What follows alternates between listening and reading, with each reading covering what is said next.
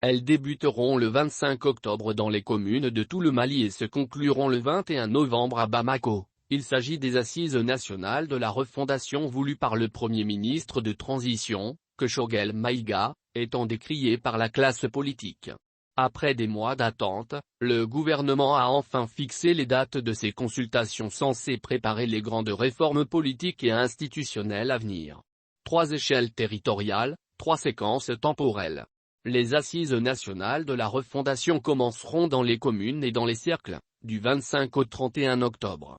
Puis elles se tiendront dans les régions, districts de Bamako compris, et dans la diaspora, du 1er au 7 novembre.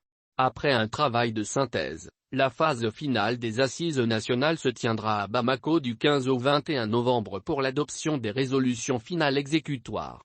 Le projet initial prévoyait au moins 600 participants, les conclusions des travaux préparatoires en recommandent 1 millier, chefs traditionnels, organisations communautaires, religieuses ou de jeunesse, syndicats, mais également groupes armés, élus territoriaux, préfets, et les représentants bien sûr de toutes les institutions de la République. La liste se veut exhaustive. Pourtant, on sait déjà qui manquera à l'appel. Un très grand nombre de partis politiques, d'obédiences diverses, ont déjà annoncé qu'ils ne participeraient pas à ces assises jugées trop coûteuses, pour le budget national, et redondantes, après les multiples concertations nationales qui ont déjà eu lieu ces dernières années.